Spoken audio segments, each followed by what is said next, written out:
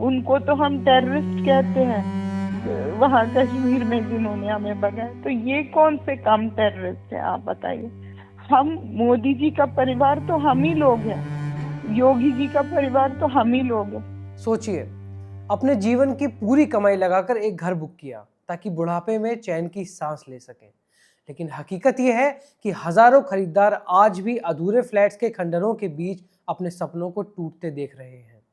हमारी आज की कहानी एक कश्मीरी प्रवासी परिवार की है जिन्होंने अपने घर से बेघर होने का दर्द पहले भी झेला था। उन्हें लगा था कि अब अपने देश में एक सुरक्षित छत मिलेगी, लेकिन यहाँ भी उन्हें मिला सिर्फ धोखा, इंतजार और बीमारी। उन्होंने रोते हुए ये तक कहा कि हमें कश्मीर से जिन्होंने भगाया उनको तो हम टेररिस्ट कहते हैं, लेकिन क्या ये बिल्डर्स सुपर टेररिस्ट नहीं हैं? उनकी ही आवाज में सुनिए ये दिल दहलाने वाली दास्तान। तो उस टाइम हमें लगा कि बस हम वहाँ तो हमें मार ही देंगे, तो जो कुछ एसेट्स हमारे पास थे, फिर उस टाइम पे थ्रो अवे प्राइस पे हमने वहाँ भी अपनी जो बहुत महंगे महंगे घर थे, बहुत जस्ट थ्रो अवे प्राइस पे हमने बेचे कि हम लोग कश्मीर छोड़कर बाहर आएंगे तो यहाँ पर हमें सेफ्टी तो है ही, मिलेगी।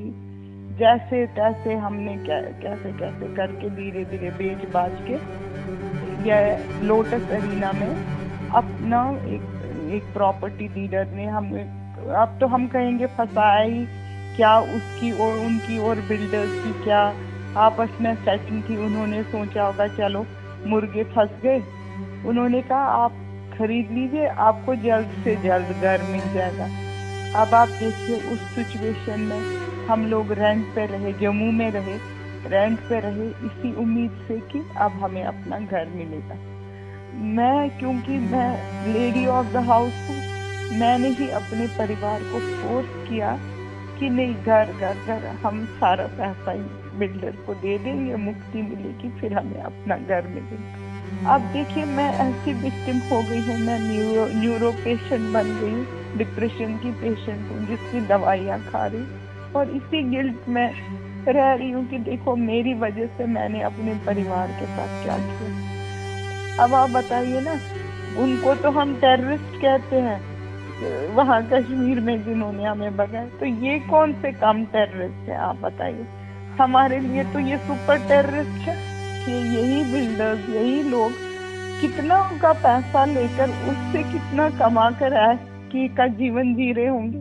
इनके बच्चे विदेशों में पढ़ते, घूमते फिरते, ये खुद लोग भी, क्या गवर्नमेंट नहीं देख रही है ये? हम मोदी जी का परिवार तो हम ही लोग हैं, योगी जी का परिवार तो हम ही लोग हैं। जब हम लोगों को न्याय नहीं मिलेगा इस जीवन में, अब आप बताओ ना, अगर मतलब कोई बिल्डर कोई घर बेचने पे आया है कहीं से, तो उसको परमिशन ली होगी किसी से, नोएडा अथॉरिटी से तो ली होगी।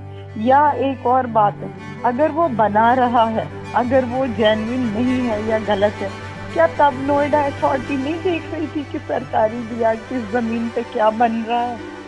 सरकार तो अभी फ्लड में कितने सारे डूब गए उनके लिए घर अरेंज कर रहे हैं, वो कर रहे हैं। लेकिन ठीक है, बहुत अच्छी बात है, बहुत अच्छी बात है, लेकिन जिन लोगों ने अपने खून पसीने मेहनत का पैसा दिन रात काम करके जो पैसा कमाया और इसमें डाला, क्या उनकी उस मेहनत के पैसे का कोई वैल्यू नहीं? आप ये बताइए, क्या हमारी कोई सुनवाई नहीं है कि देखिए अपर क्लास लोगों के साथ हमारा कोई मुकाबला नहीं है, वो बहुत रईस लोग हैं, हम उनकी तक तो हमारी पहुंच नहीं है। हम एक मिडिल क्लास ग्रुप है, सर्विस क्लास मोस्टली ग्रुप है, यंगस्टर्स से अब हम सीनियर सिटीजन बन चुके हैं।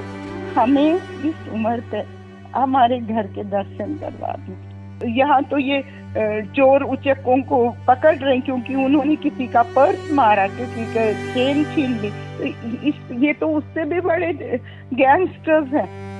तो इन गैंगस्टर्स पे सरकार को नजर नहीं रखनी है, पुलिस को नजर नहीं रखनी है।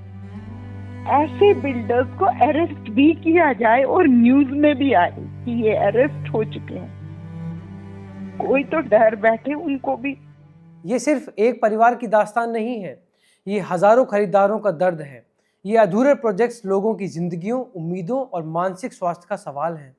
अगर आप भी किसी ऐसे धोखे या फंसे हुए प्रोजेक्ट से जूझ रहे हैं तो हमसे जुड़े, अपनी कहानी हमारे साथ साझा कीजिए ताकि आपकी आवाज़ और भी बुलंद हो सके, क्योंकि जब आवाज़ें मिलती हैं तभी बदलाव की गूंज सुनाई देती है।